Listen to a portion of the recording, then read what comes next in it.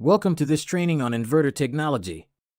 Our goal is to make these classes as simple and easy to understand as possible. To accomplish this, we will include real-time plots, graphs, and live measurement samples. We are sure that you will find these classes very interesting and you will learn a lot. Inverter technology is completely based on electronics. This means that air conditioning technicians must now understand how electricity works within circuits.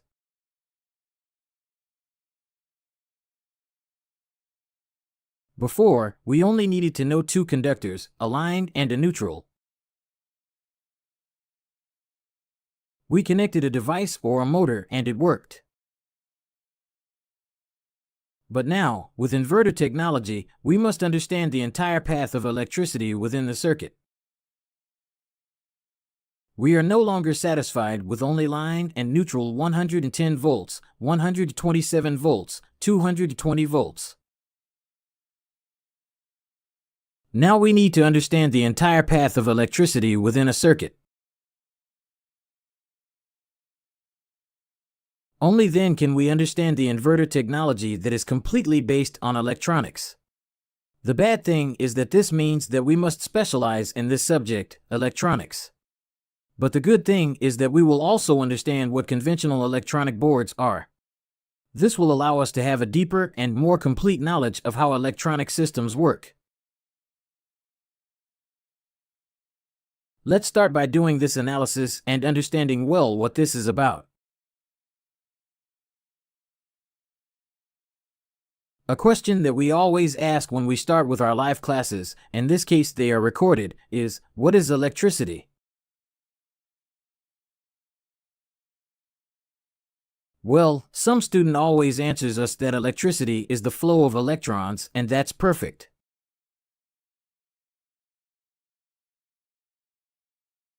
Whenever we talk about electricity, we are talking about the flow of electrons.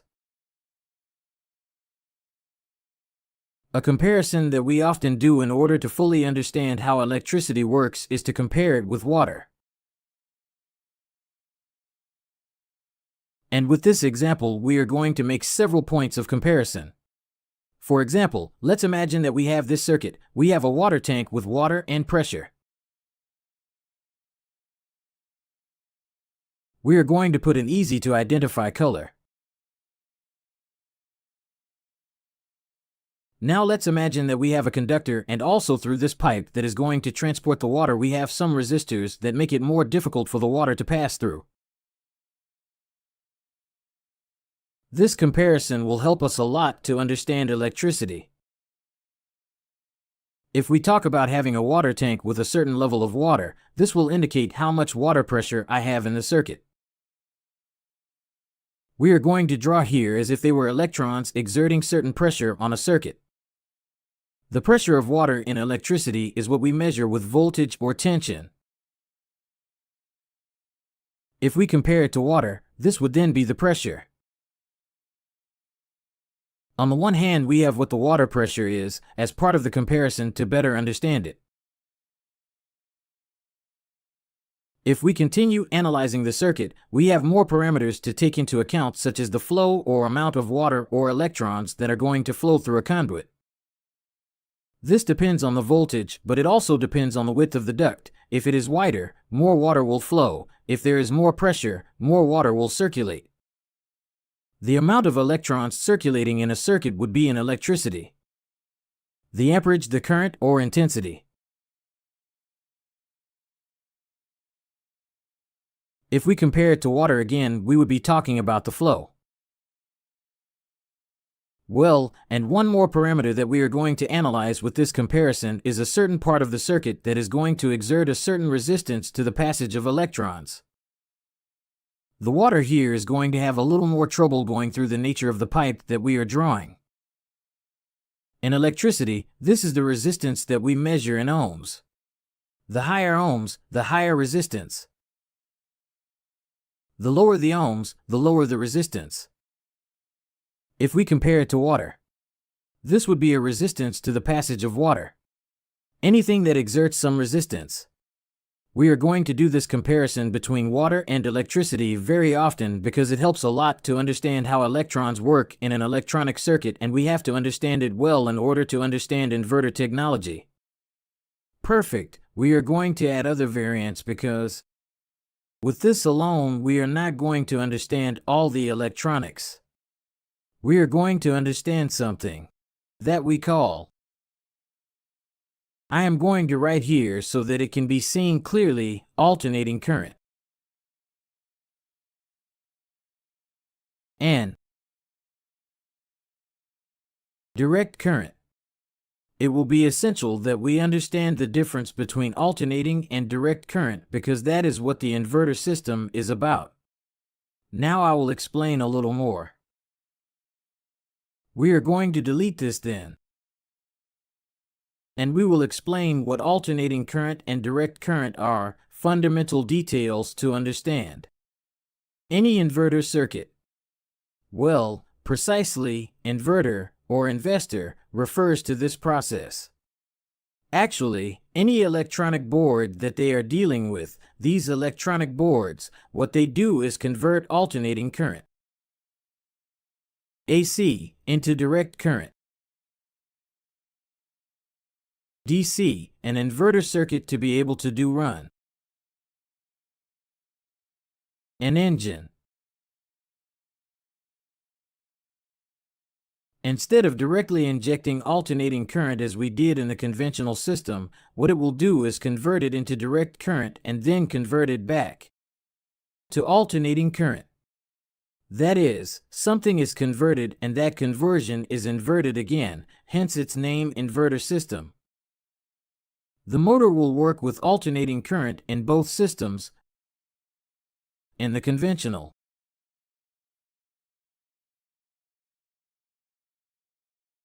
and in the inverter. The difference will be that the conventional motor will work with the alternating current provided by the electric company, but an inverter system will work with an alternating current that will be generated or created electronically and modified.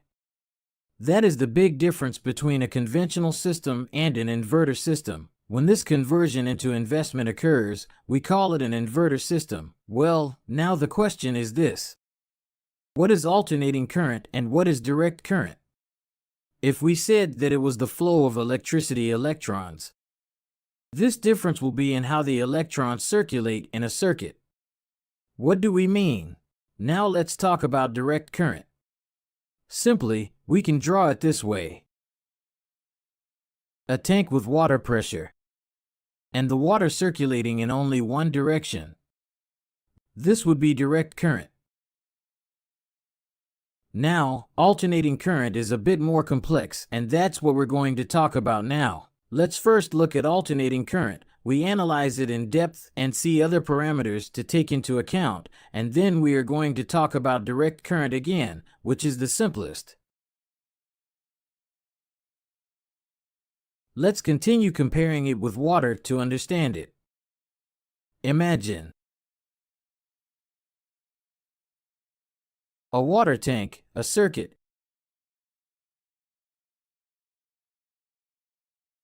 and another water tank, and there we stay. Now, imagine a water pressure a little larger on one side and a little smaller on the other side. When I pour water into this pipe, what is going to start to happen is that the electrons are going to circulate to that side to produce an equalization of the pressures. Then, the electrons are going to push there. And what if I had a system that constantly causes the water pressure to never be the same, but instead constantly stays with one tank fuller than the other? Well, if you had a system that could do this, the water would flow back and forth constantly.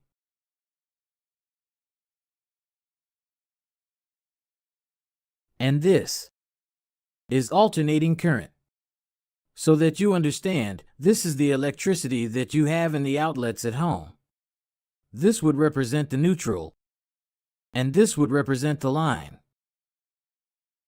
When you plug in a device, one side has more electrons than the other, then there is a circulation of electrons in one direction. Now, the electric company with its motors constantly is just doing that. These tanks never equal.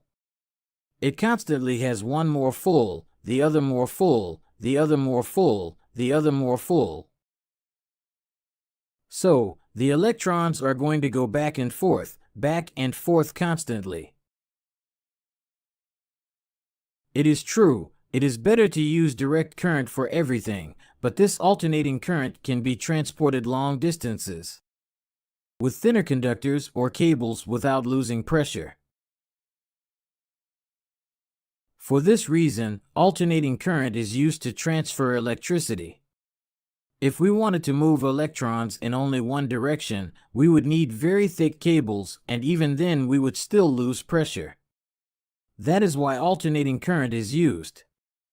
Our electronic boards, all the electronic board, including cell phone chargers, transform it into direct current in order to use it.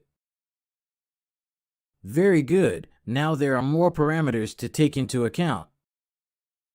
On the one hand, we have the tension, measured in voltage. We also have the amperage, which depends on the driver and the pressure. In addition, we have to consider the resistance to the passage of electrons when this circuit is powered. But there is a more important data to take into account. How many times do the electrons go to one side and to the other? This data is the frequency. This frequency is what we measure with hertz. In your home electricity, these hertz are 50 or 60, depending on the country where you are. What does this mean? That the electrons are going to go to one side and to the other 50 or 60 times per second.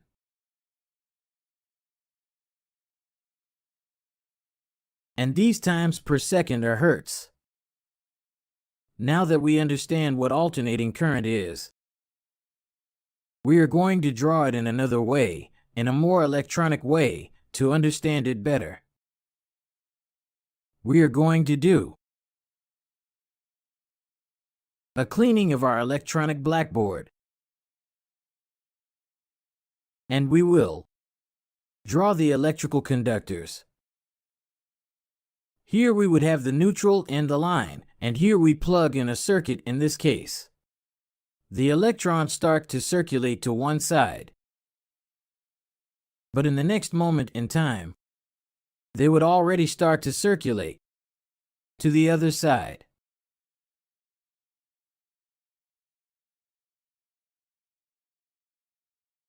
They constantly do this back and forth, and they do it 50 or 60 times per second.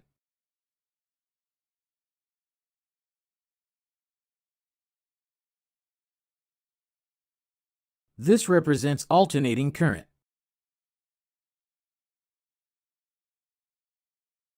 A symbol that is also used to represent alternating current is this wave. Let's see if we improve a bit. It is used to symbolize alternating current. Because the electrons enter from one side and the other. Now, if we want to draw the direct current, as I told you, it is much easier. In this case, we have a negative pole and a positive pole. Where do the electrons come in? I always ask the same question in live classes. Many times many answer that it is positive, but no, electrons are the negative charge of an atom and enter through the negative pole.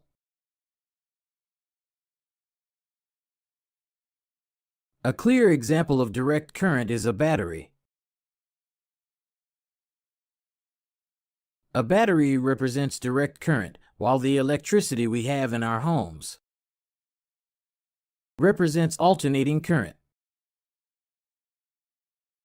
Direct current naturally has no frequency, so that its frequency is zero. What is it called? We can find it as DC, or we can also find it as CC, or with its symbol. Like this.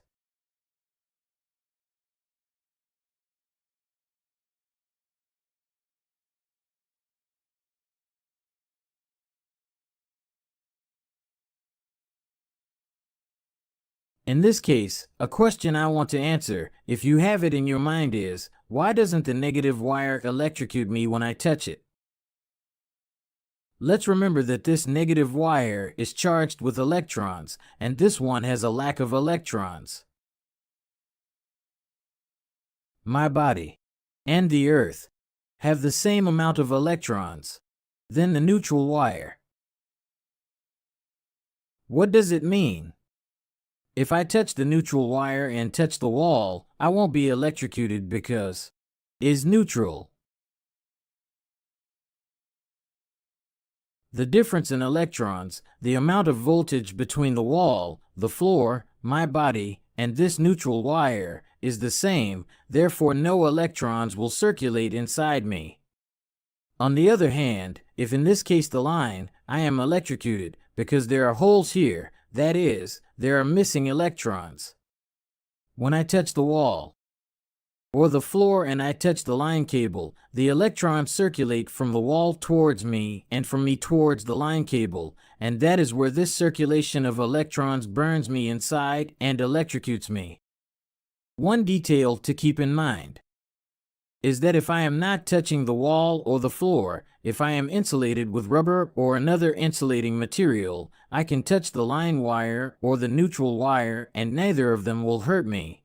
Absolutely nothing, because there will be no circulation of electrons. Now if I touch both at the same time, yes, of course I get electrocuted. This explanation is so that you know why the wire charged with electrons does not electrocute me. Let's go ahead. We had said that in electronics we need to convert alternating current into direct current. Yes, every electronic board, to begin with, converts alternating current into direct current. Afterwards, the inverter converts the direct current back to alternating current, but that comes later. The first process. This conversion, how is it produced? What is it called? What elements produce it? That's what we're going to be talking about from now on. So that you know the name of this conversion, we call this process rectification.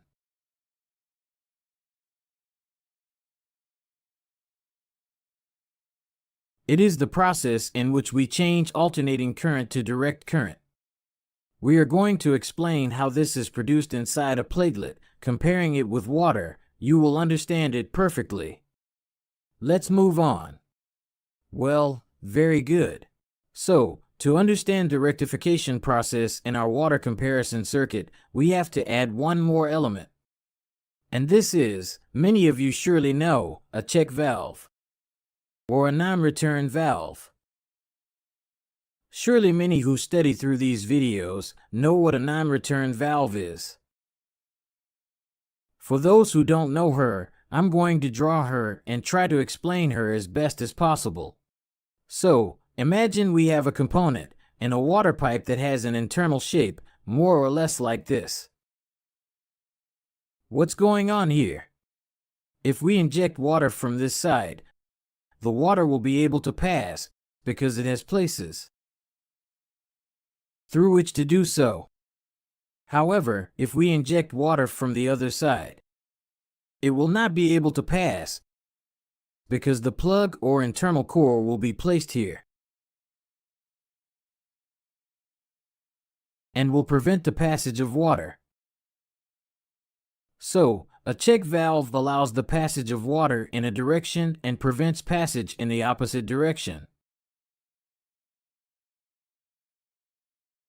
This represents a component that we have in electricity and produces the same effect, and it is the diode. So that you can see what a diode is like, I am going to show you. It is a component that we clearly see a gray strip on one side and the other side is broader and black with a number that indicates the different characteristics of the diode. But, well, there is a difference on one side and on the other. So, these diodes with the electrons are going to be exactly that. Here we could see what they look like. What I'm going to do now is draw them here so we can see them in comparison to our check valve.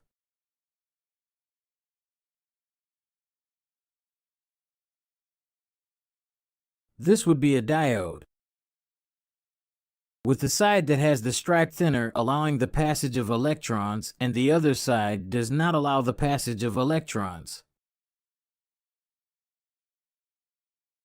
Its symbol is represented in this way to be able to understand it, also taking it to the symbols. A diode produces this effect. It allows electrons to pass on one side and does not allow them to pass on the other side. This is the necessary element to convert alternating current into direct current, producing the rectification, too, that we are looking for and needing in all electronic board. Diodes have different characteristics, such as the voltage they support, which is the voltage of the electrons. Another characteristic is the amperage that they support, the amount of electrons that can pass before they break, and the opening and closing speed of this check valve, because it has a speed limit. We're going to talk about that throughout the training, but first we're going to understand how a diode works. If you want to investigate a little more about how these components work internally, of course they don't have a moving component like a check valve, they are actually components that are altered. I'll leave it here for you to look for later. It is not a practical topic that you will need, that is why it is not explained here, but equally, for those who like to investigate, they can search the internet or Wikipedia, which is a good and very reliable page within everything. You can search about the contamination of silicon and germanium. You can search the internet to find out how diodes work internally at the atomic level. Well, that's up to you. I leave them as homework if you wish. I am going to show you in practice how these diodes work. We will always have these components located in this position. One more detail to take into account is that on this side we have the cathode and on this side we have the anode, so that you know what each side of the diode is called. If we inject electrons through the cathode, the electrons pass. If we inject electrons through the anode, the electrons do not pass. That is what we are going to do to test its correct functioning. I am going to run this. We are going to turn on the lights and do the measurement.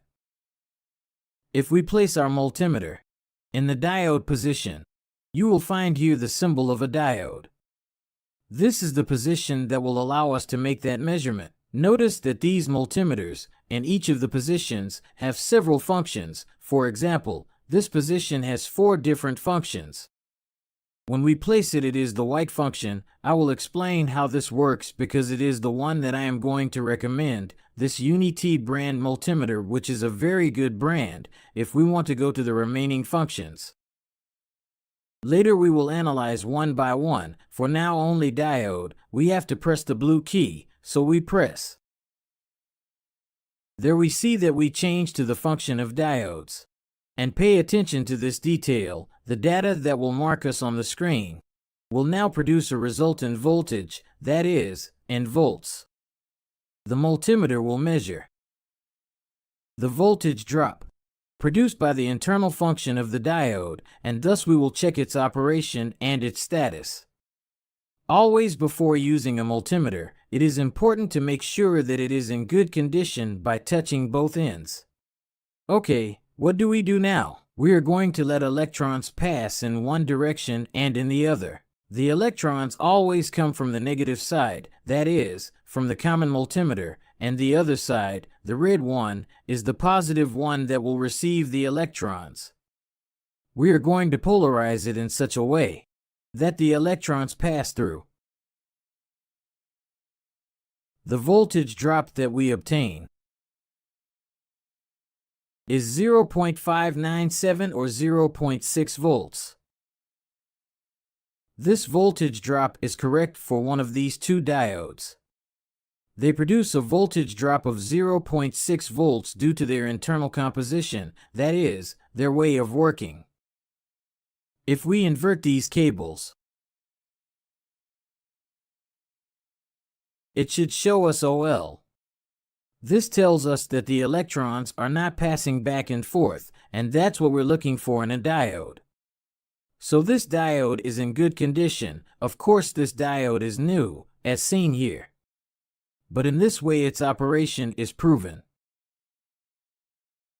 What we just did was to polarize it, or injecting electrons, in two different ways.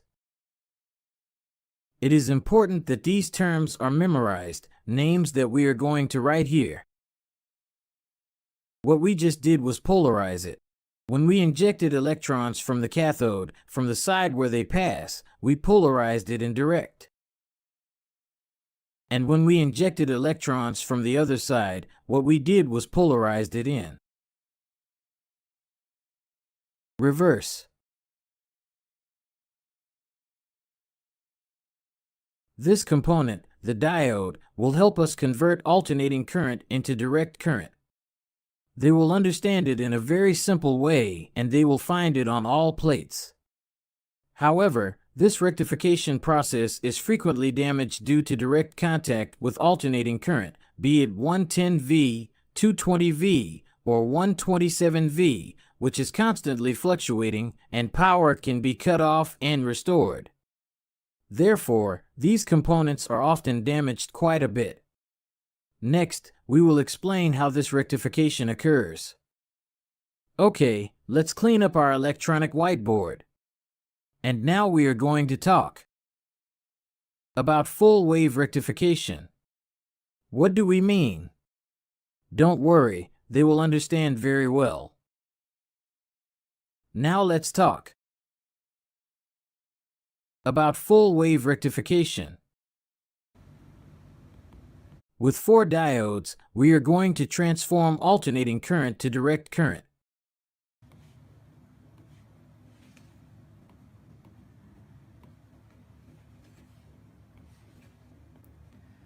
Let's see if our graph turns out well.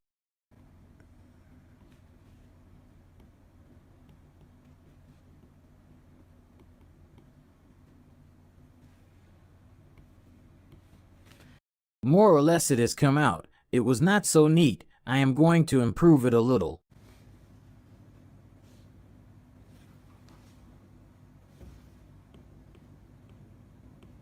I like it a little more perfect there. We are going to have an alternating current input, and here we have a direct current output, and look how it does it. It is very easy to understand. You know, what we have here are electrons entering here and coming out here. But in the next moment in time, the electrons enter here and come out here. All the time this is fluctuating because it is alternating current. Now we are located at a moment in time. At this moment in time, suppose that the electrons are entering on this side and leaving on this side. When entering with the electrons, we find these 2 electron check valves. If you pay attention, on this side the electrons will not be able to pass because they are encountering a diode in reverse. Then the electrons will be able to pass through this side. Arriving at this point, the electrons will no longer be able to pass through this diode because it is in reverse again, and they will come out on this side. At the moment that the electrons enter here, they will circulate towards here and they will go here, converting this side as negative. Now, the next moment in time when the electrons come in through this other side, what happens? At this point, we also find ourselves with a diode in reverse and another diode in direct. The electrons will be able to pass through the diode that is in direct, and at this point exactly the same thing happens again. They meet again with another diode and inversely, and the only way out of the electrons is through this path. Notice that we don't care if we enter here or here. Thanks to this configuration, which is called full wave rectification, thanks to this diode configuration, the electrons will always be entering the circuit through here. What does it mean? That they will go through the entire circuit that they have to feed, and the output will always be on this side. This always makes the other pole positive. So, just as a full wave rectifier works, when you find 4 diodes on a board, how am I going to show you now? We are always producing this effect. We are trying to rectify. Let's see it like this. Look, here we have 4 diodes and here 4 diodes. Here are 2 rectifiers. A detail, you see them all placed in the same position, but the tracks behind the plate, let's say that they are finished accommodating so that they are always in this configuration.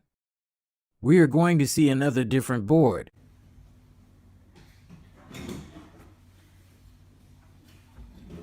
Here we have an inverter system board. Look here, it has the 4 diodes. There is a 5th that I will explain later what it is for. There we have the 4 that are 1, 2, 3, 4, which are placed in a different way. They are not in a rhombus, but it does not matter. The tracks end up accommodating so that they are in this configuration. And these are the wave rectifier circuits complete. Full wave rectification with 4 diodes. Generally, when they are circuits for boards, the diode model used is the 1N4007. We are now going to explain one more and fundamental component of all full wave rectification, which is a capacitor, and with this we are also going to delve into what capacitors are, but I am not referring to the capacitors that we have found up to now in conventional air conditioning, but I mean these capacitors that are mounted on these plates, and that are the largest capacitors that we find in the inverter circuits in the outdoor unit. We are also going to explain how these work and how their state is controlled. Let's stick with that topic. Going on to the next topic, we are going to explain how a capacitor works. If we are going to compare a capacitor to a water circuit, it would be something like the following. Inside a circuit it would be a water storage, so what's the matter? What good is it to us? Imagine that here we have a water push. And from here we have an exit. What would happen if we have water pressure here? For a moment it stops and then it continues, it stops and continues again. Well, if this were a direct pipe, this cut would directly affect the output. But what happens if we have a place where we have water stored? This cut on this side will not be felt because the same pressure that is stored at this point, even if the water injection here is cut off for a few very brief moments on this side, I will have an almost constant flow thanks to this storage. And that is the function of the capacitors. And why do we need it? Because in alternating current we have this cut in the pressure of the electrons in their tension. Why does that happen?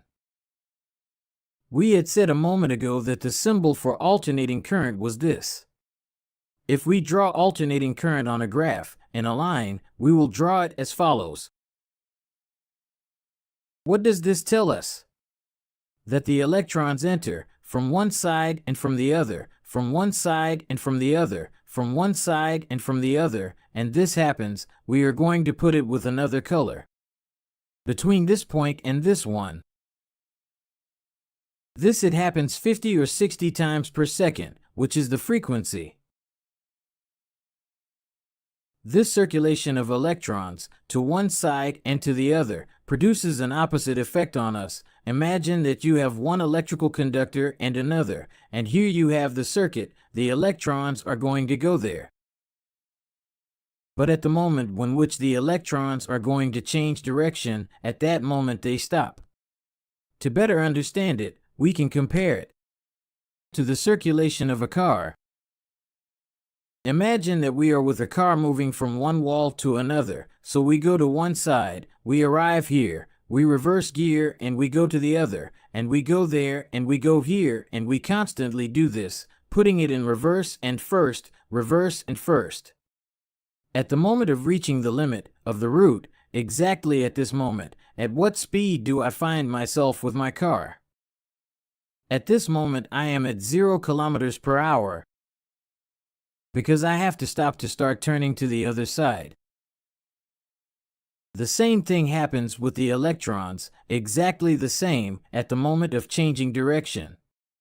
Meaning will be found with these points, which represents 0 volts.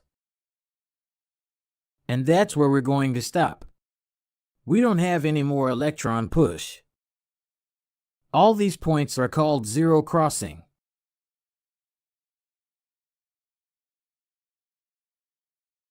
What happens when I transform alternating current into direct current?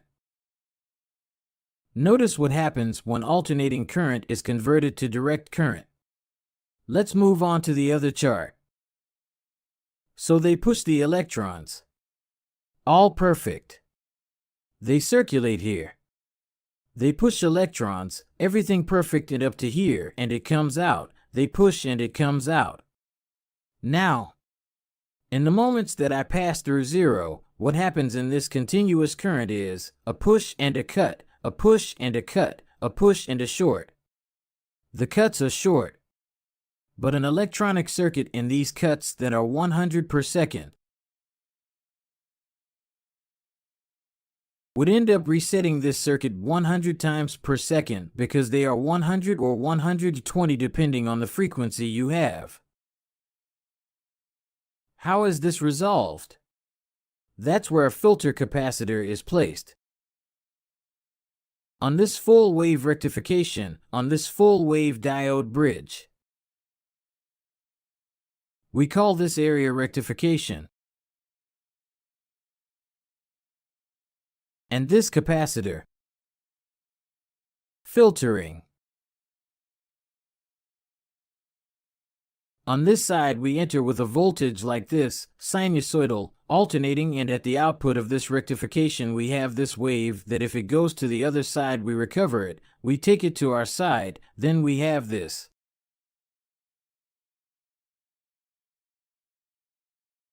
"100 times per second we return to 0. But thanks to this last capacitor, what we do is the following: that return to 0 no longer exists. And we maintain it. We can keep it. It doesn't go back to 0 thanks to the capacitor function. As a result, we have a constant current, even continuous. That is the function of the last capacitor, to maintain the charge, and when it reaches 0, to keep it above filtering it and to have a uniform and continuous current. In practice, I don't know if it has happened, but there are air conditioners that when we turn them on make the startup beep that we all know, but sometimes when we want to turn on, what happens is that the equipment turns off. It restarts. Or maybe it restarts multiple times. It's like someone energizes it and will de-energize it again. Many times that problem is caused by a defect in the capacitor. The capacitors cannot be damped, so this filtering is constant, the voltage drops. And the microprocessors reset. That's how it is in inverters, and conventional ones, and all electronic circuits. Filter capacitors are fundamental. We are going to measure these capacitors, and we are going to see how they are placed on the same plate. I'll show you below. For example, in this case, let's get a little closer.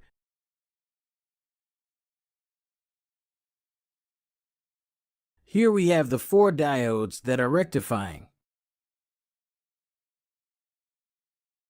And if we look, here we already have a negative side and a positive side. Notice that we have a negative side. Generally, when converting direct current, the thickest track is the light green one, thicker. As you can see, there is copper here. They are conductors. Generally, the thick track is the negative and the thinnest track is the positive. If we turn the plate over, we see that this is the case, and that this electrolytic capacitor has its negative side well marked. It is always the line side. Even on the board it is well marked, here for example with white. Here is another capacitor, but I already removed it. This side is the negative side. Note that it is the thick side. This is well marked on the board. These capacitors cannot be flipped, because capacitors are two metal strips or two bonded metal plates separated by an internal material that attracts electrons. In the case of these capacitors, they are a chemical that is prepared to receive electrons from one side and not from the other. If we put them upside down, they can explode. That's why they have a cut above.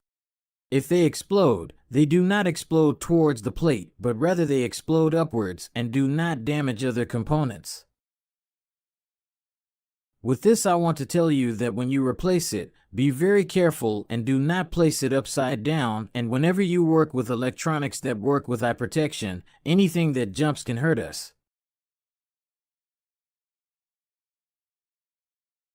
Try to have some glasses to work with electronics.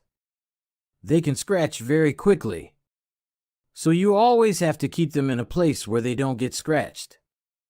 These scratch very quickly. It is obvious that these elements cannot be made of glass for greater security, and you have to take great care of them. We are going to see all this in a circuit, in a sample circuit, and we are going to do, as I told you a moment ago, the measurement of the capacitors. To measure capacitors, we need a multimeter that has the ability to measure capacitors.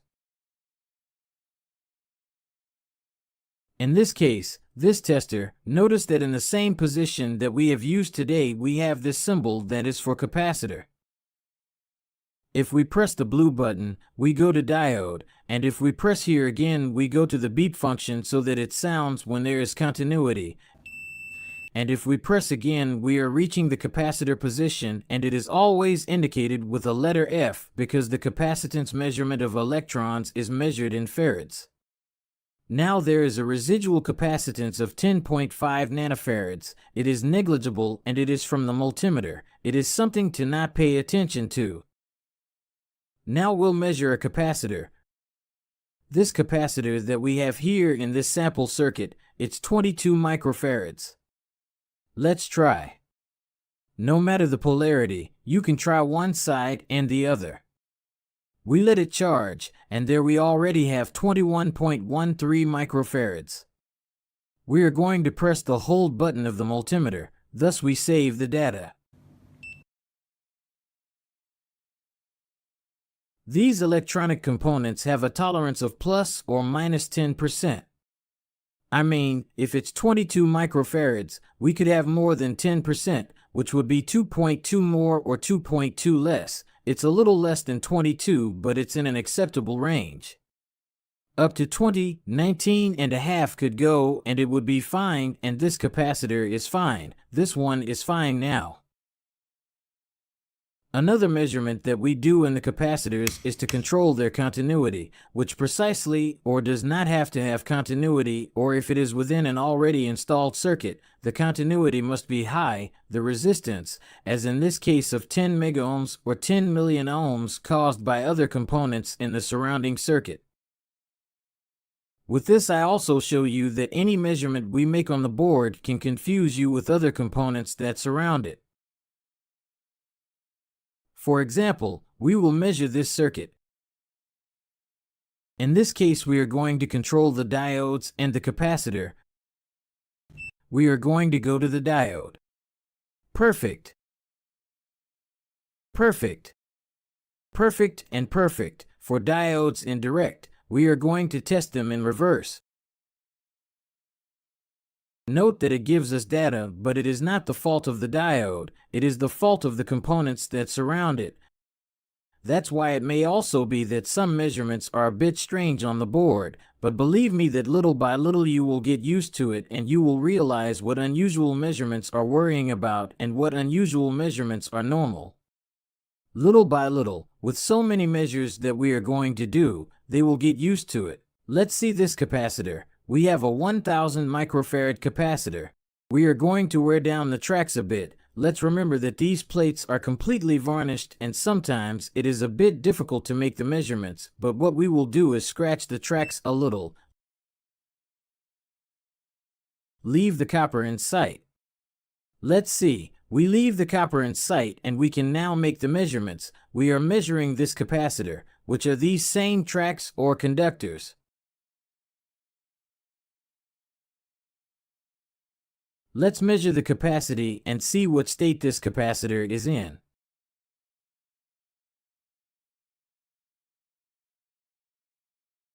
We let it charge. We give it a moment. We hope it does.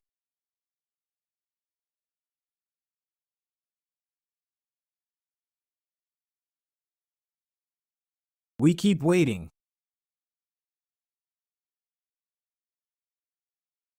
And it marks OL, that is, it went out of range. Yes, the multimeter does not have the capacity to measure the capacity of this capacitor, but that is not true either, because this multimeter has the capacity to measure up to 200,000 microfarads, but it is 1000, but it seems that a surrounding component sends us a bad reading and is indicating that it is out of range. In this case, we have two options. If we suspect that the problem is the capacitor, one option we can do is unsolder one of the two connectors, lift it. Later in the soldering class, we will see how to do it quickly. And what we do is measure with one of the connectors. It can be measured like this, if the measurement is strange or if they suspect that the problem is that. So far we understood what full wave rectification would be in an electronic board of any type. This process, in inverter technology, is more delicate and fundamental. The difference with a normal electronic board and that of an inverter circuit is that the voltage that we are rectifying for a normal electronic board is only the DC current, which is used for its circuit processor to measure the temperature of the sensors and that alone. But in an inverter system, we have to do this rectification to feed fans and motors. For this reason, this same circuit is larger. And for this reason, in inverters you find large capacitors, those that are going to filter all that voltage that is going to feed the motors, and also the rectifier that tends to get pretty ruined. We are going to talk about that later. Let's continue. In an inverter system you will have a rectifier circuit with 4 diodes, but in a different format. The format of those 4 diodes will be encapsulated. For what reason? Because they consume much more amperage, they get hot, and this format is appropriate to place a heat sink like the one we are seeing here. You have this rectifier at this point. There are the 4 diodes. Notice that 3 connectors are closer together and others are further apart.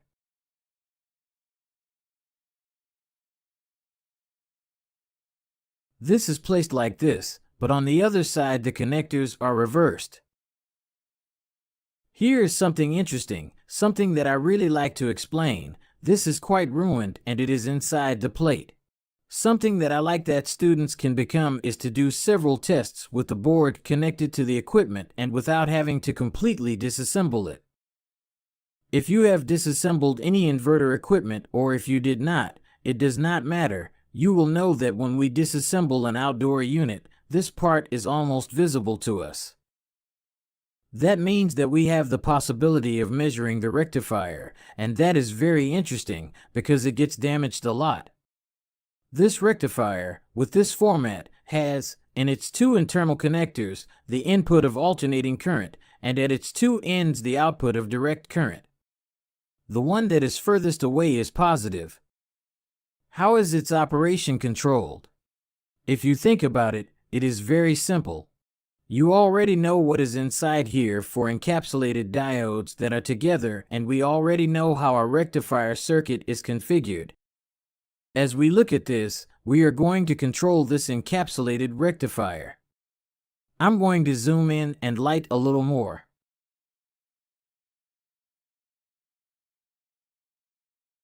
at the inputs of alternating current, we are going to find two different diodes at the negative and positive output. If I go to the negative from alternating currents, I will always be finding a direct polarized diode from alternating currents to negative, and the same goes to happen with this circuit. From alternating to negative, I always have to find a direct bias diode. These diodes produce less voltage drop because they are bigger, that is, they have more capacity to pass more amps. That's why they are bigger and the voltage drop is less. Here I have two diodes in good condition, but if I invert these wires, it has to do the opposite. It doesn't have to let the electrons through. And that is happening. Now we go from alternating current to positive current. From the alternating to the positive, the electrons do not pass. And if I do the other way around, from the positive to the alternating, in that case, if the electrons are going to pass. And the same would happen the other way around. We will go to the positive and to the alternating electrons pass, and the opposite of alternating to positive, the electrons do not pass. This rectifier is in good condition, and you can do the same measurement on your inverter board. For the moment of the fifth diode, do not worry because I will explain later what it's for. We're not there yet. Don't pay attention to it for now. Now we are going to do the same measurement on our inverter board. Let's remember that these boards are varnished. It is not that we are going to support the multimeter and measure. Sometimes you have to spend a little tin or copper. When there are small holes, and these, it also gives us the possibility of making measurements. Let's measure from alternating current to negative. See if you can see it here, and from the other alternating current to negative, then from alternating current to positive. Now we will invert the cables. No. No. No. No, this diode bridge is in good condition. We did exactly the same measurement as the board measurement. You know what is inside this diode rectifier, and you know how to measure it without having to disassemble all the equipment. That is my idea in all the training, that you have this knowledge. Make good diagnoses without removing or disassembling all the pieces of equipment. We have reached the end of the section on the full wave bridge rectifier. Now we will continue with the next topics. To understand a little better how direct current and alternating current work, we are going to do it in two graphs. We are going to draw how alternating current would look like over time, and in another graph how direct current would look like.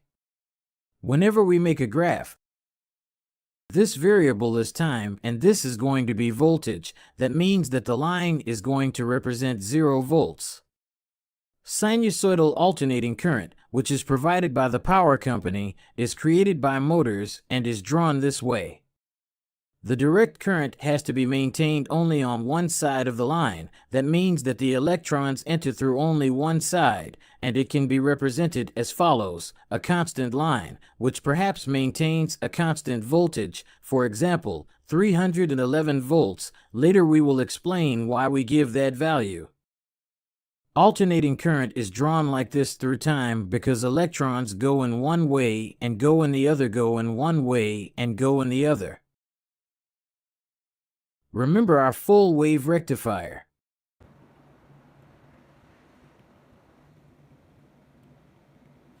What he did is convert this alternating current into direct current, and it is a full wave because the entire wave recovers. That is, this wave that came from the other conductor leaves here, and we recover it upwards. And thanks to the filter capacitor, we already maintain it, and we do not let it return to 0. That is why it is called a full wave rectifier.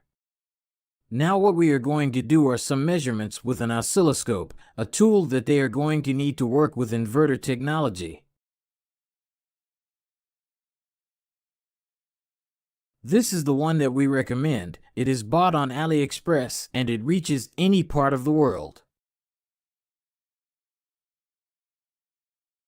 It is not from a well-known brand, but it is of good quality in the world. We are going to use it to measure what we are talking about, alternating current and direct current. In a moment, we are going to make some measurements of the circuit that we have as a sample with the oscilloscope. But first, I have to explain something about the voltages or the data that we are going to find when making the measurements.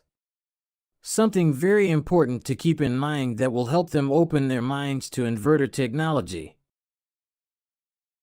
This voltage that I put here as an example is a real voltage, and it is the real voltage if you have 220 volts that you have in your home voltage.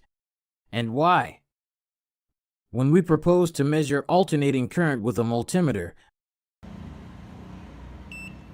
that is to say AC, in reality what the multimeter is going to be is to measure an average that is approximately by this point. At this point you have 220 volts. It can also be 110 or 127, depending on what voltage you have.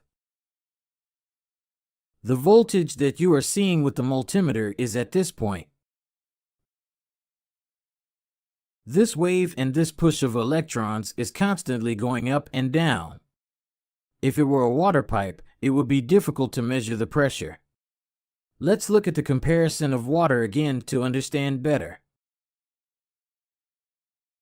Now imagine that we have a tank with a conduit and we have it circulating with a certain amount of water. If we cover up here, knowing how much water pressure there is here is not difficult because we have a fixed, constant pressure. But now, let's imagine we have this. I'm going to erase the blackboard. Imagine that we have this, and what the water constantly does is change its level from one side to the other, from one side to the other constantly. What is the problem? Control the water pressure, but since we do not have exact data, we have to see it through an average, and that is exactly what the multimeter does when we want to measure alternating current. It is not a real voltage that is there, but rather average, and it is for that reason we will find a value that is at this point.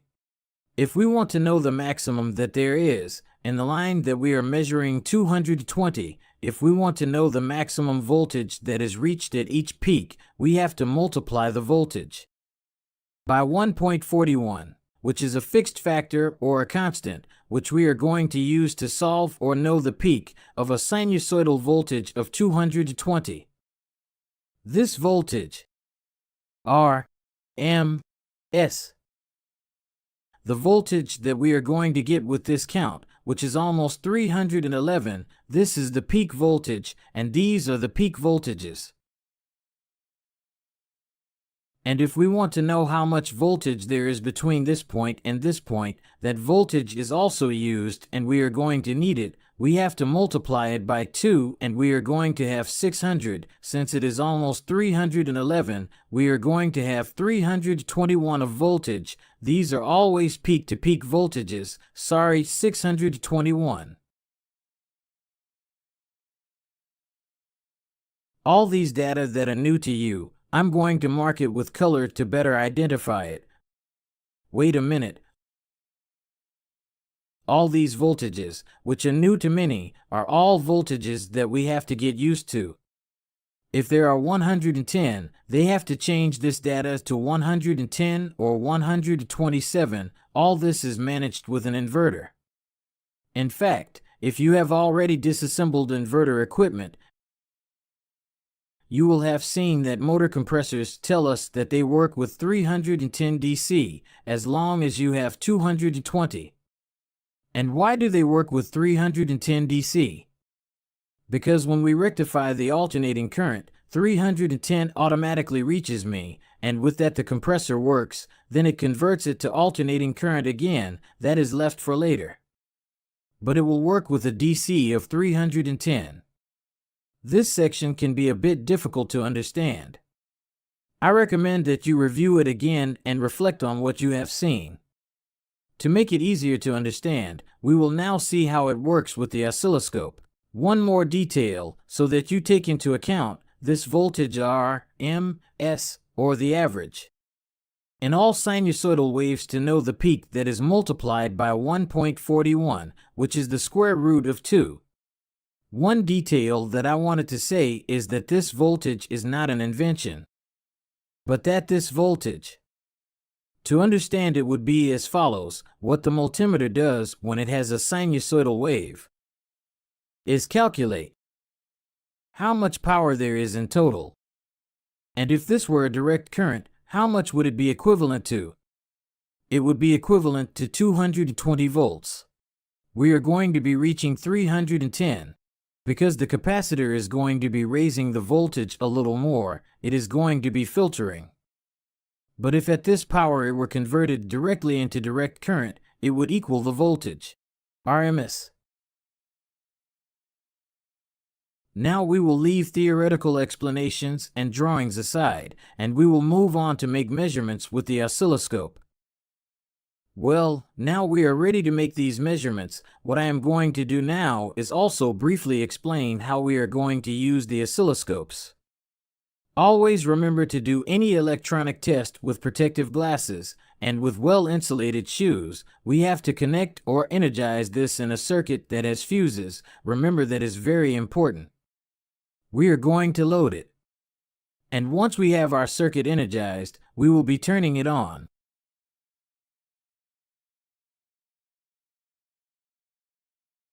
And we are going to make our first measurement with a multimeter. By the way, also for those who do not know how to use the multimeter, we will also be practicing. First, we are going to measure the AC current. We measure it on this side at the input, and we are effectively finding 213 volts. Now we are going to change DC, and we are going to measure at the output. At the exit, we have 296. Note that we did not have 220, we had 213, a little less, and at the exit we have 296. This is because at the entrance there are fewer. That is why we do not find 310, and also because the capacitor may be a little discharged, and we are going to corroborate that. We are going to corroborate these numbers with the calculator. So, if we had 220 volts, we had to have 310. But since we had a little less, 213, we would have to have 300 and a little discharge the capacitor. And that's fine, we are correct. We are having here now 298 volts. It is very good. There is nothing that raises the voltage. What we have is a rectification and filtering that it allows our attention to drop to 0. Now we will see this with the oscilloscope. Oscilloscopes have a test lead that is different from a multimeter. These oscilloscopes have no polarity. I can put them negative or positive without getting damaged. They don't have polarity, it's battery powered. So we have it set up, then I am going to explain step by step how it is used and what each function is for. But the most important thing I want you to memorize is that if you are going to measure voltages of more than 30 volts, remember to switch it to 10x, because in this case, I activate a resistor in here so that the full voltage does not reach the oscilloscope. That is the most important thing, so that it does not burn. When they do that switching, they also have to notify the multimeter. Notice that here, it has a button in which we are going to notify it, that we are going to change it to 10x. Remembering that is the most important thing. We are going to measure alternating current first. We then place it, and we are going to measure the alternating current input, and we find, sorry, it was not seen now, and we find here, I am going to take it out and put it back to see again. And there we find the sine wave. Notice the values, pay attention.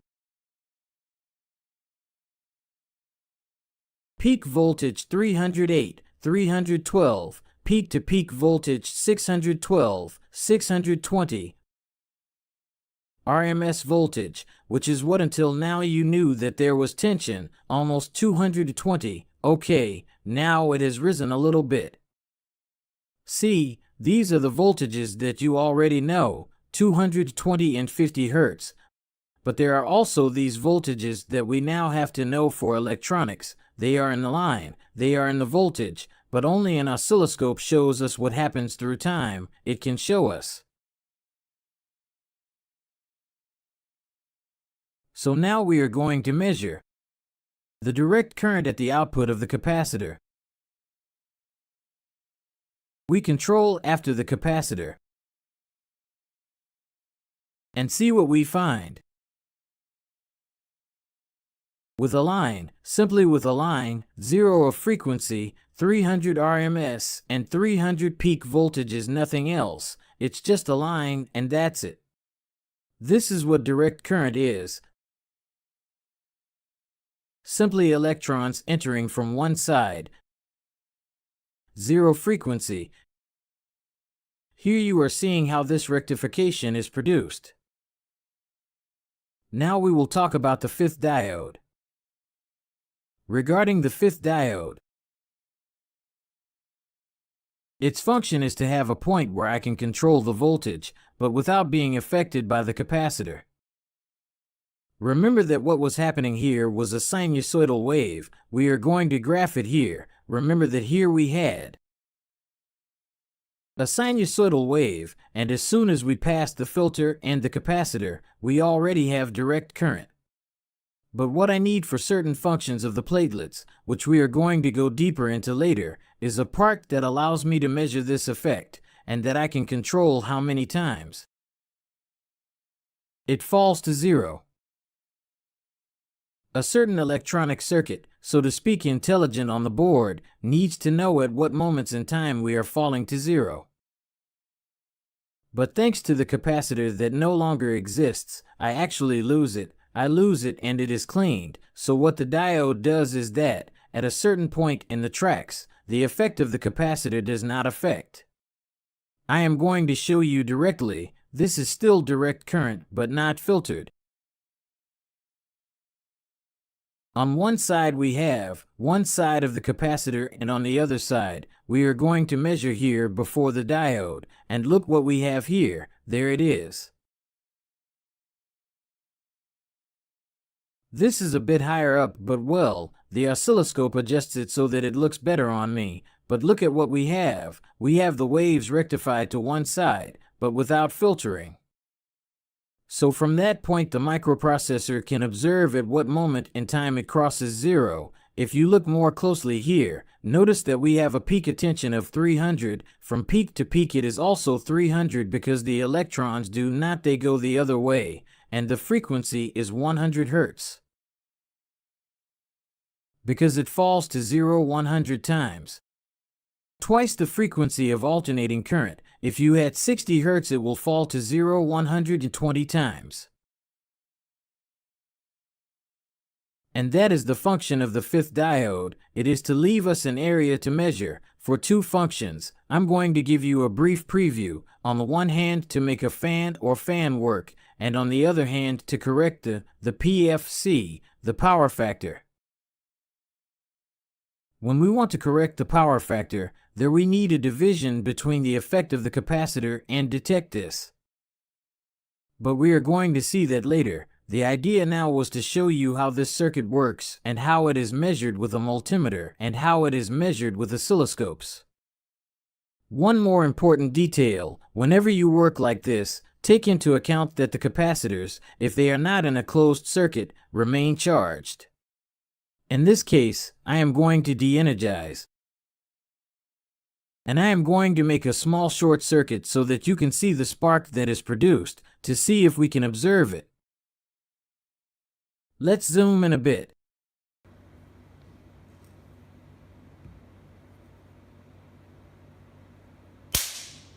There it seems to have been seen. I clarify that this is not discharged in this way because the capacitor can be damaged, but I did it for you as a sample so that you can see that you have to be careful. Look at this capacitor and notice how big it is. The size of my thumb only. Just imagine with big capacitors it's more dangerous, so be careful with that. Here we can see the burn that it produced in the metal.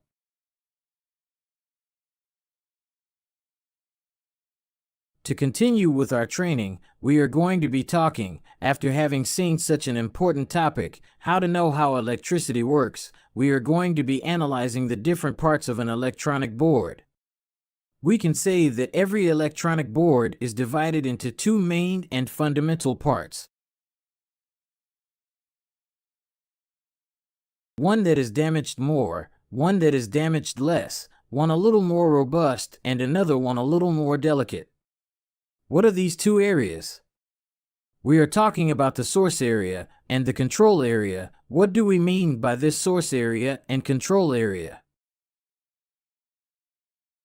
Source area, we say, any part of a board that is dedicated to prepare the voltage or prepare the flow of electrons in such a way that all the rest of the plate can use it. I repeat, prepare the voltage and the circulation of electrons so that the control zone can now use it. In the source part, we have already analyzed a very important area, which is diodes and capacitors. We have already been talking about the four rectifying diodes, the fifth division diode, the capacitors, which in this case are two. Now we are going to follow this circuit and understand it, but that is not the only thing that is involved in a source area. In the source zone there are more components, and that is what we are going to analyze now. This is the most robust part, and it is the one that gets the most damage, because it is in direct contact with the line voltage. One good thing about this part is that most spare parts are available without any problem, so that is an advantage. Also, but what other component can we find in the source zone? We will start from where the electricity enters, that is, from where the line enters and from where the neutral enters in an electronic board. We will see it in the following electronic board of a conventional equipment. A component that you will find in any electronic board, especially the most expensive ones, such as air conditioning, refrigerators, and washing machines. They will find a fuse and a varistor. Inside this little box, there is a component that usually explodes when it reacts, and that is why it is covered with this plastic. But inside it we find a varistor. How does a fuse and varistor work? They are a circuit as a whole, which what they do is protect the electronic board against high voltage. We are going to draw it in this graph to understand it a little better. We are going to make some graphs to understand. Until now what we have been seeing was the part of the circuit that is in charge of rectifying the voltage, that is, we were talking about the 4-diode rectifier and the filter capacitor. But this is not where electricity enters a board. There are still components before, and something that you are going to find. Precisely is a varistor.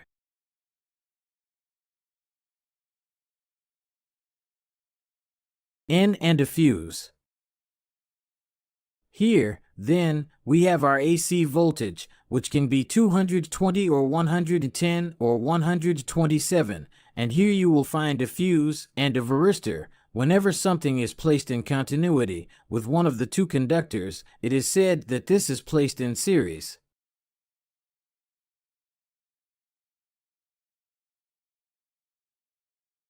And whenever something is placed in such a way that it joins the two conductors, we always speak of line and neutral. We say that it is placed in parallel. Very good, now, it's better. How do these two components work? Well, it is a very simple way of working. This is a varistor. In other words, it is a resistance or a variable resistor. The resistance value of this component varies depending on something. In the case of varistors, it varies in function to voltage that it detects at each of its extremes. Let's look here. Here we have a varistor with 385. These varistors are generally used when there are voltages of 220, but the voltage of 220, as we have already seen, is actually 310.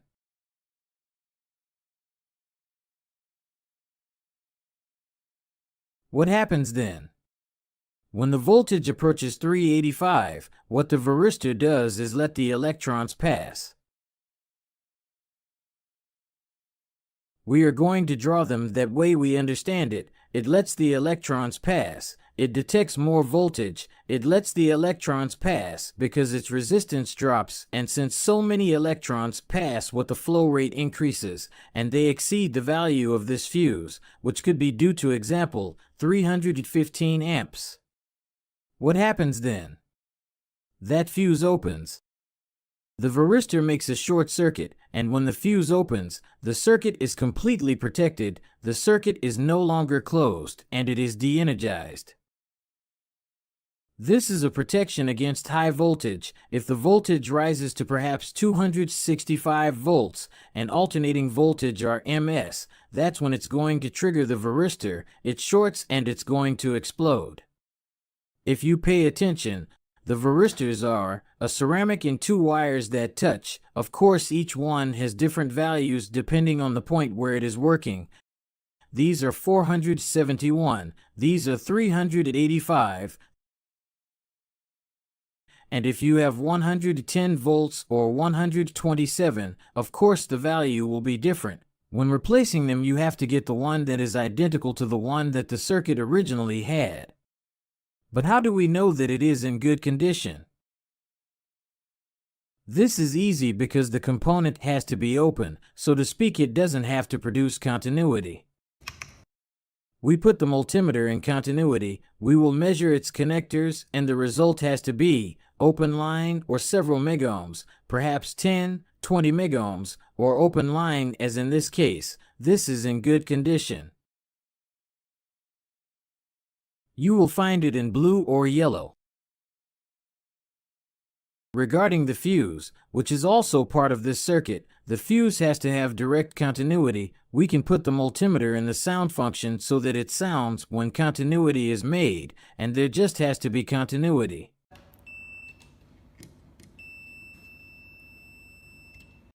If it is going to be replaced, it must be replaced with one of the same voltage and the same amperage as the one it originally had. Here we can see the values of the fuse printed on the electronic board.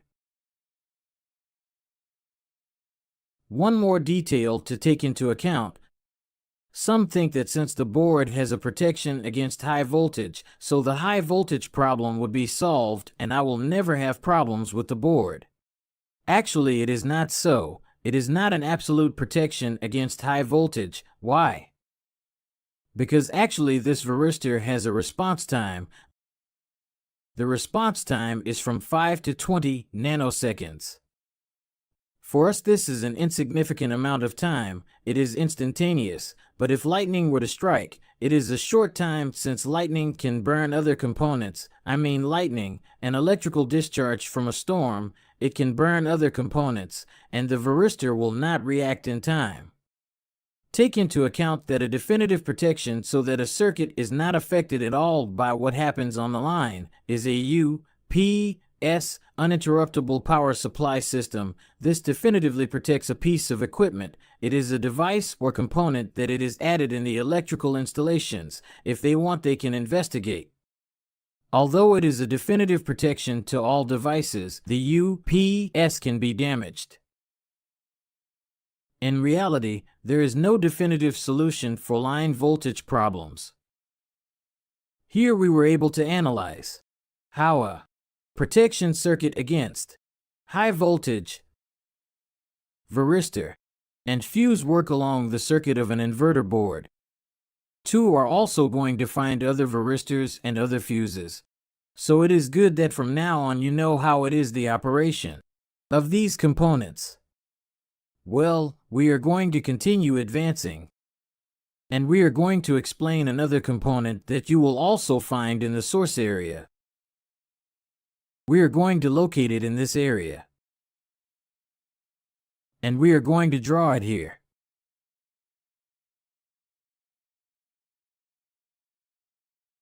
This component is the transformer.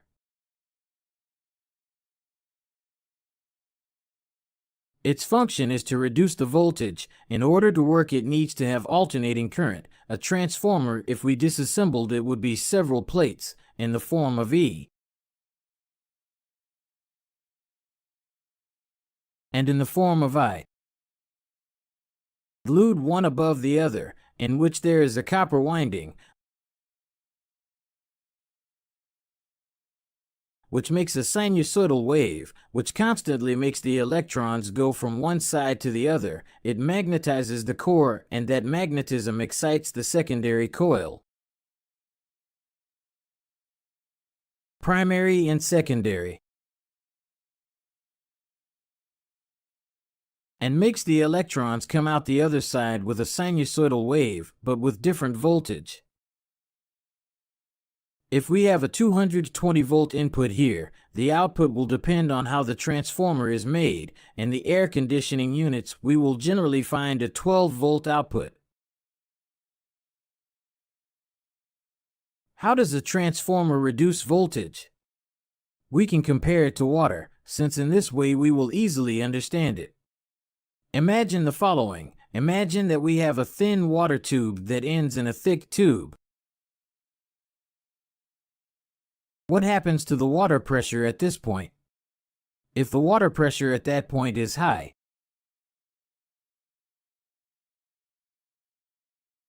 the water pressure in this area will be lower due to space issues, because here we have more space for the water to pass through. The same principle of operation has the transformer. High pressure for a thin pipe. When we find a thick pipe, low pressure, that is why the copper winding on the primary side is much finer than the winding on the secondary side, which has to end with low pressure or low voltage. This is important to understand, because now I am going to teach you how to check if it is in good or bad condition but without voltage, because perhaps what you do is inject voltage at this point and measure from this other side, but we are going to do it a safer way. We are going to corroborate it with resistance. Let's grab our transformer and set the multimeter to resistance.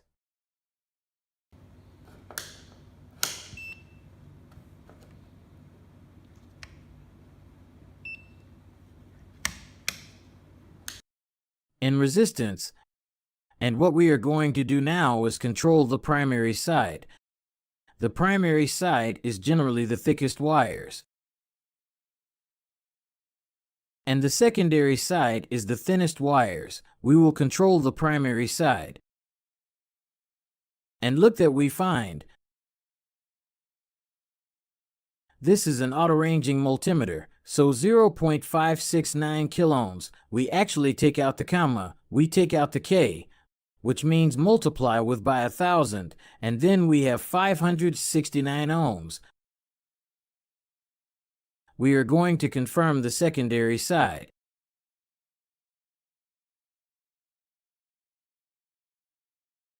And on this secondary side we now have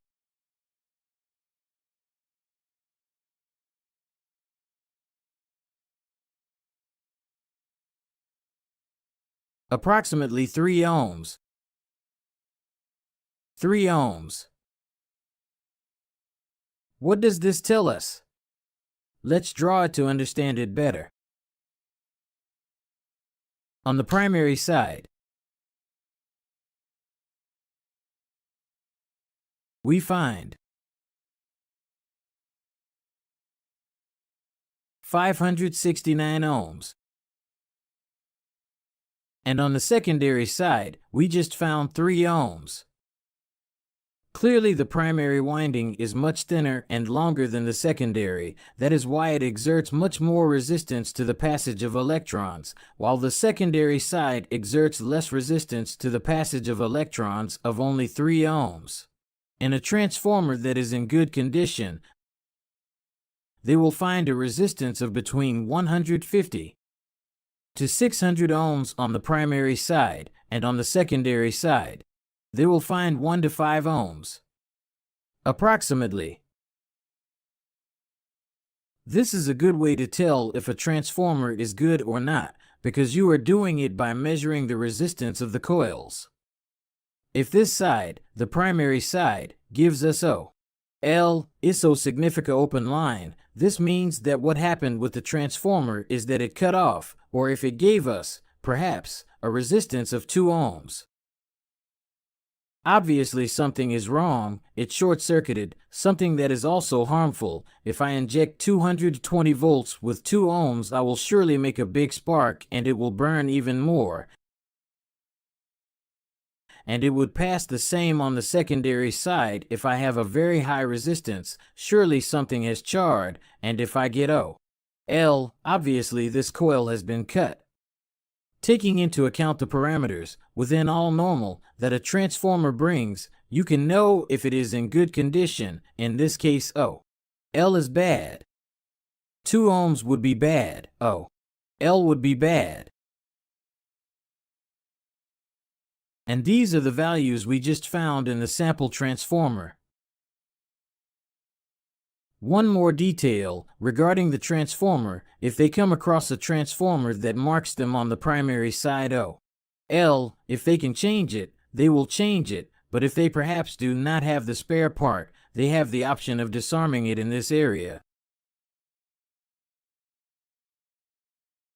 And in this part there is a fuse, and since the electronic board has a fuse, you could make a bridge and put it to work again. If this is the problem, the internal fuse, you can disarm here and try that method. Another detail so that you do not get confused: a moment ago I told you that the primary side was the thinnest winding, and the secondary side was the thickest winding, although visually it is exactly the other way around. But why is the thinnest side actually thicker, and the thicker side internally is thinner?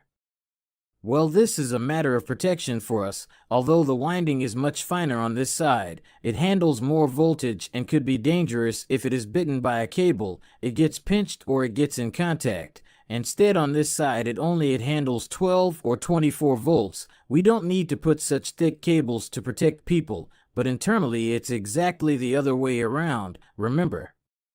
A thinner pipe with high voltage flows into a thicker pipe, from which the voltage is lowered by decantation.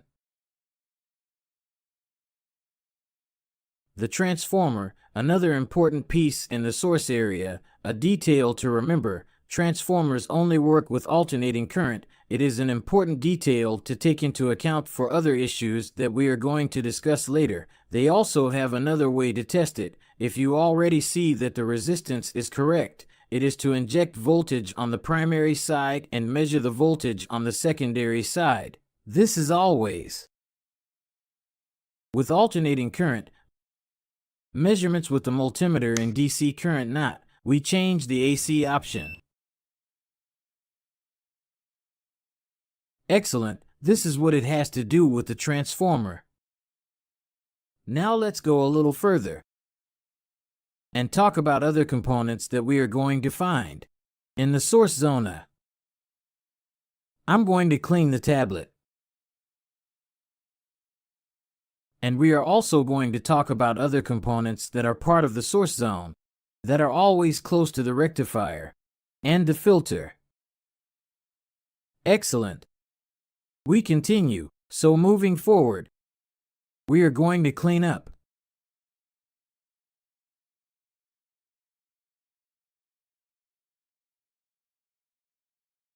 Perfect. Very good.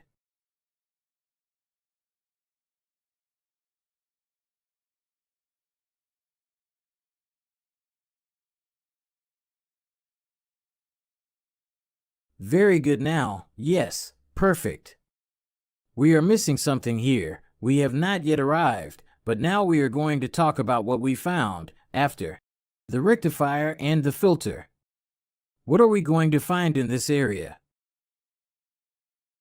Good. In many plates you will find here with a component called 7805. So, you will find this as follows.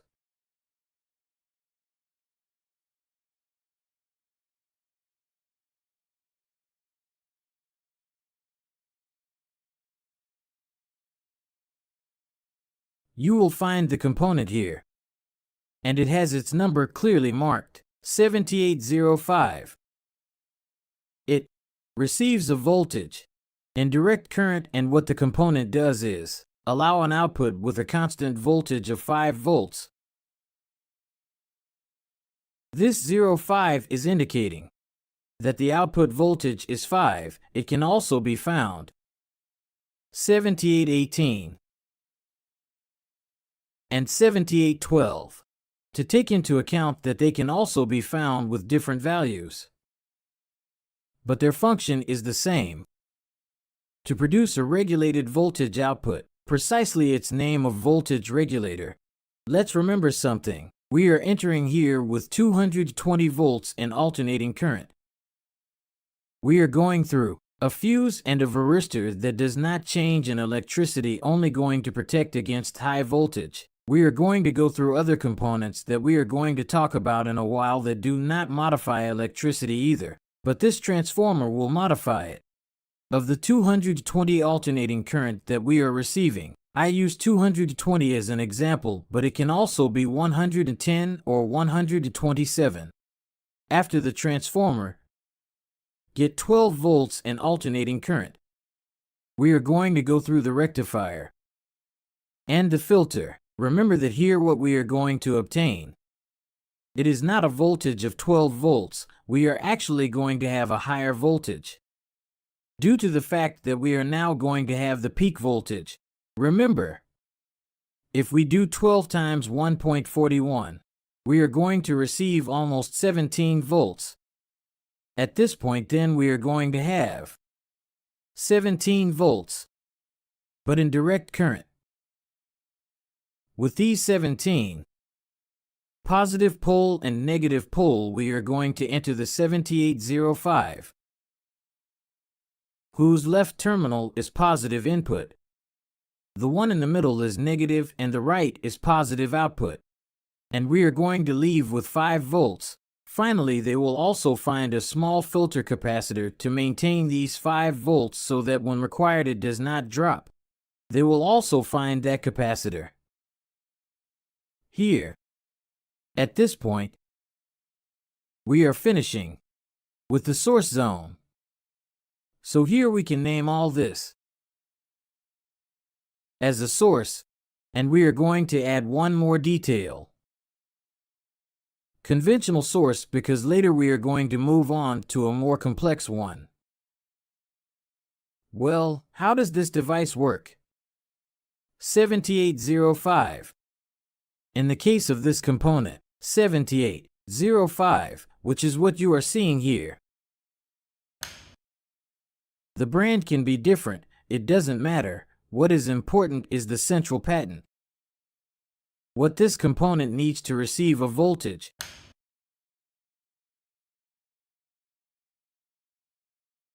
A moment. I am going to write you here so that you can be clear about it.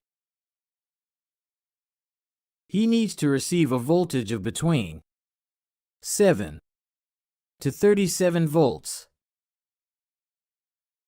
Whenever he receives this voltage, can produce an output of 5. These are characteristic of the component. In this sample circuit, we are getting 17. It is within the range that the component needs to deliver a constant 5 volts. If we have a 7812, at the input it has to be greater. The input has to be from 18 to 50 volts. In this case, the component can deliver 12 volts. regulated. These they are data of the component. In our circuit, this 7805 is receiving 17 continuously. Correct to be able to produce 5. I am going to show them with a board.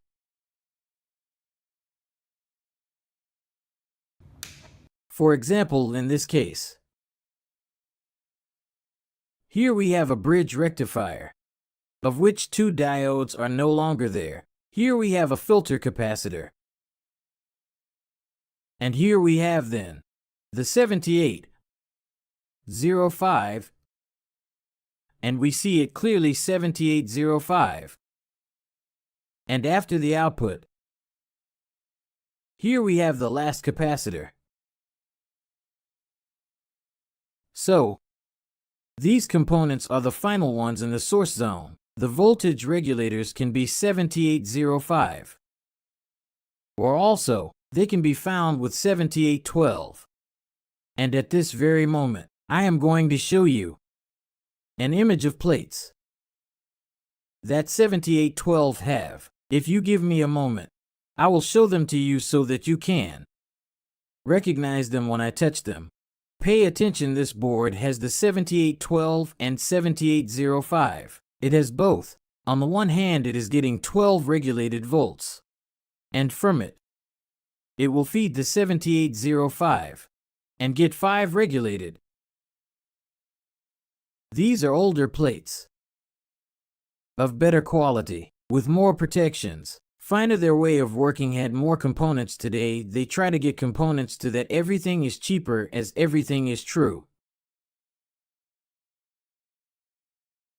This is the plate that we were looking at, a fairly old plate, and here it is 7812 and 7812.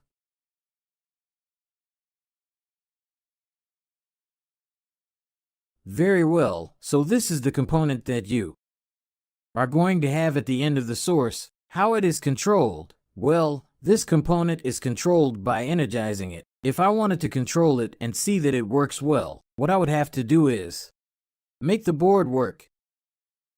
Check between the middle and the left side, which is the input. And if I get between 7 and 30 and 7 in direct current, between the center and the output, I have to have 5 volts constantly. If the board still does not work even if we have 5, try or check the capacitor. It may also be that it is devalued, worn out, burst, exploded, and that because of it the 5 volts are not constant. Remember that. Remember that many circuits are powered from these 5 volts, not only the microprocessor, the sensors, fan rotation sensors, and several more circuits. Well, this is what it has to do with the 7805. Later on, we are going to do a test with this sample board, and we are going to be powering and controlling the inputs and outputs. So let's take a good look at how it works in operation precisely with voltage. But we cannot measure this component without voltage. The way to measure and control is by feeding it, because it is a circuit within it. It is not just a component. So far we have talked about voltage regulator. To continue with our training, now what I am going to talk about is about the components found in this part of the circuit. We still need to explain. This area is an important area. And by the way, they are going to learn several things, also very important in inverter technology. So we are going to clean our tablet. I am going to do a cleaning. And we are going to continue talking about these components, which are filters, low pass, or filters, double PY, or noise filters. And their configuration is as follows. We will be finding a coil in series, another coil in series, a capacitor in parallel, and another capacitor in parallel. And this is the area we are going from to be talking What is this zone? What does it mean? What does it do? What is its function? It does not modify the current. Since we are not in a part that modifies the current. What do I mean? That on this side we are, with 220 AC. And on this side also, the current does not change. But, what this component does, these four components, is not allow anything that happens on this side of the line to affect the electrical installation of the home. That is, anything that happens here with the circulation of electrons, any modification that we give does not pass to this side thanks to this low pass filter. And how does this filter work? To understand, we are going to be talking about how everything that is winding and everything that is capacitors works. But first I am going to show you physically like this they also recognize it. And if they have any platelets and they are observing, that they can identify them. Let's observe this plate. In this case here we have two windings in toroidal shapes. It is called like that because of the format they have.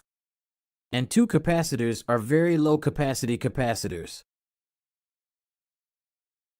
Here we have the coils, the line input and the neutral input. That is, these are in series, and these two are in parallel with the line and the neutral.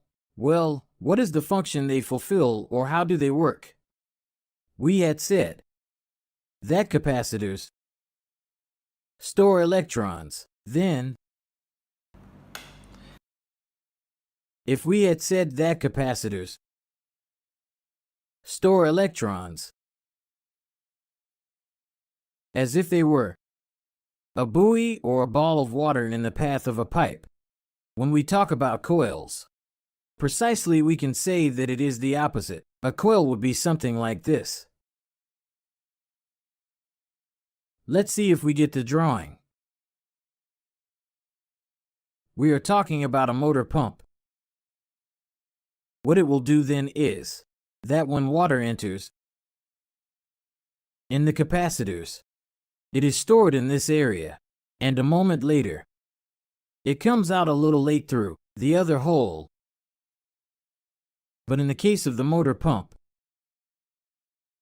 when the water is entering here, this motor speeds up the circulation of water. It delays. This advances. And that is the function in electrons of the capacitors, and the coils exactly the opposite effect. This delays, and this pushes. Then, to pass it clean again. Let's imagine that we have the following circuit of water. If we compare it with water,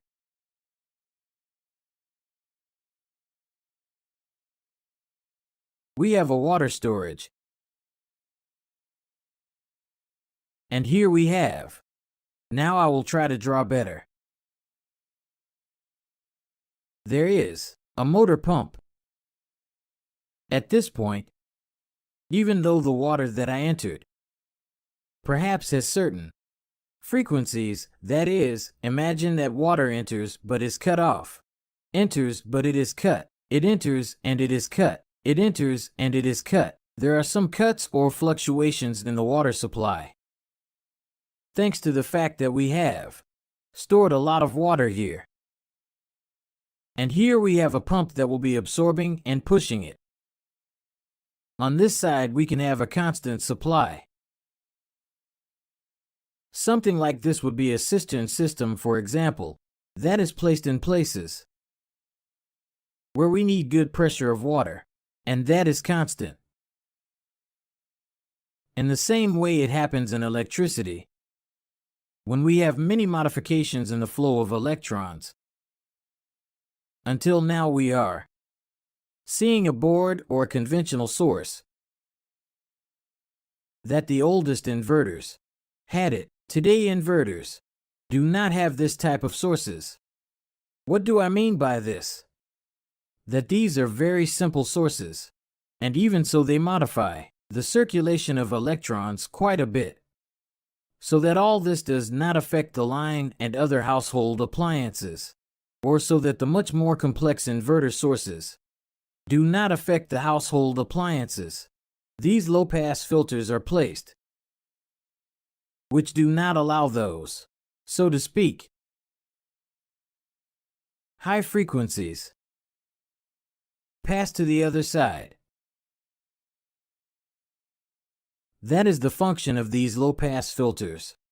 And with what I am explaining to you about how capacitors work and how coils work, we are also getting quite a bit ahead in a topic in inverter that we are going to deepen much more. What is an inverter circuit component that I am going to show you now, so that you keep in mind that we are going to deal with a little later? What are the reactors? The reactors in the inverter equipment that you will find are sometimes on the motor side, and sometimes you will also find them mounted on the board. These reactors fulfill a similar function between large capacitors and reactors. They fulfill that function, and we will talk about that later. But you already know how coils work when they are in series, and you know how capacitors also work. What effects do they produce in the circulation of electrons?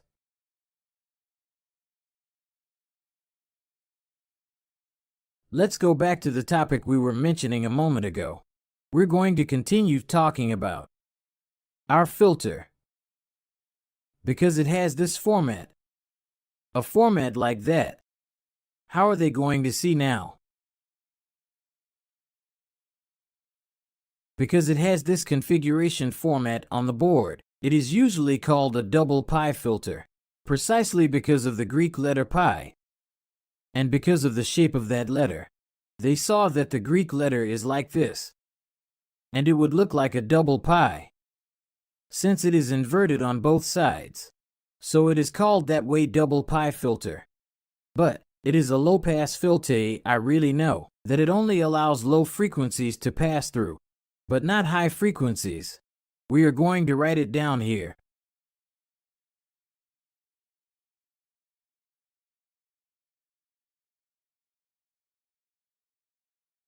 And it is also called a noise filter. It is the same as U2. They are found in washing machines, many times where electricity enters the washing machines. There they have a component similar to a capacitor, and inside that they also have filters, so that what happens with those motors with coils does not affect other household appliances. Now comes the question, how do we test its state? How do we know if it is good or bad? In the case of coils, it's continuity. If I measure with the multimeter, the continuity must be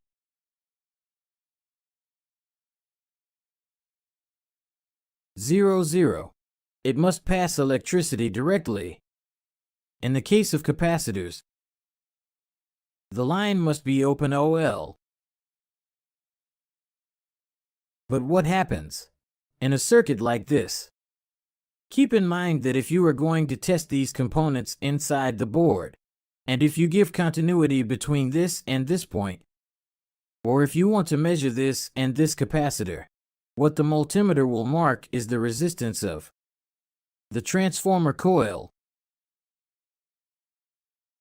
Keep in mind that if we measure between this and this point, in reality what the multimeter will do is pass the electrons through here and mark the resistance of this primary coil transformer. Keep in mind this detail because it can give us a confusing data. But if we remove the capacitor, the resistance must be OL, it must be an open line. Let's see it on the board.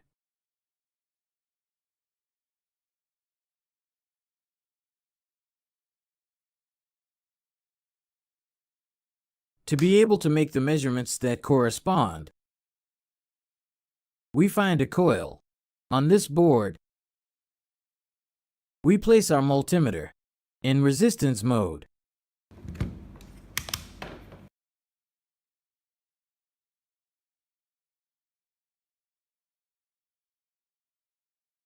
And then, always scraping a little bit of the varnish, we test, and there we have 0, 0. These are the coils. Now, if we measure the capacitors that are placed at these points, we can move away a little and measure up to here, where there is a soldered part without varnish. We have 3 or 4 megohms, 25 or less is fine.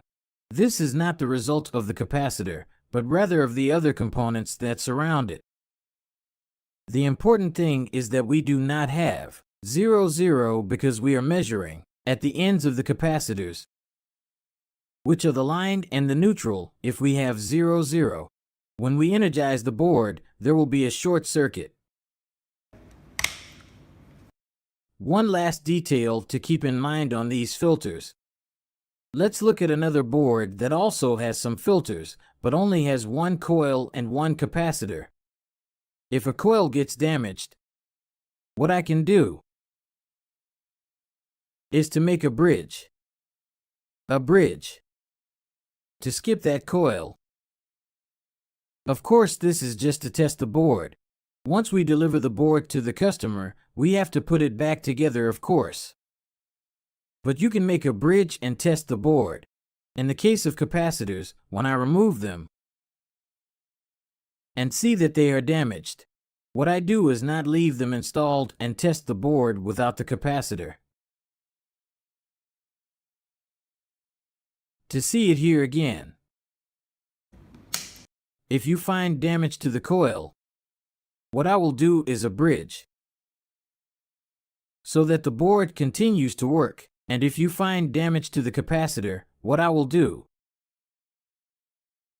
is remove it and test the board without the capacitor. And before delivering to the customer, of course, look for a replacement, look for a similar coil with similar characteristics, and also look for a capacitor with similar characteristics. Everything is printed on the board. In the case of capacitors, you need to look for their capacitance value and their value in farads. In the case of coils, you can look for a similar one that has the same wire diameter. This is important because the electric current that will flow through the coil depends on the wire diameter. The value of the capacitors is printed on the capacitor. In this case, we are seeing a 0.22 microfarad capacitor and 275 volts of alternating current. So you can look for a replacement. In the case of coils, you should look for a coil with physically similar characteristics. You cannot put this coil in place of this one because it is in the circuit and supports much more electric current or electron flow due to the thickness it has. So you should pay attention to that detail. You should place a similar coil when you make a replacement, but to test, you can remove it directly.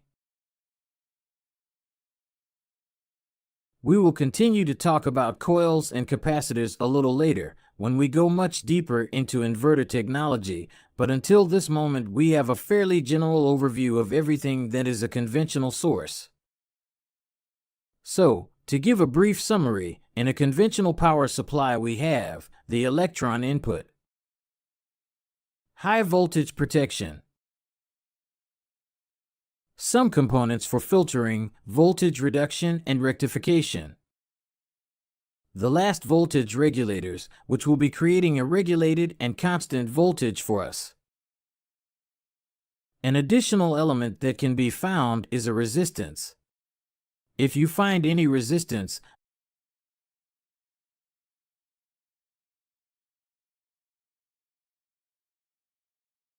the function is to slightly dampen the voltage that feeds the 7805. You may find some resistance in that area, such as the one I will show you now. This is a large resistance. We will talk about resistances later, how to measure their values, and how to replace them. Very well, so far we have covered this conventional power supply. We will continue to advance with slightly more complex topics.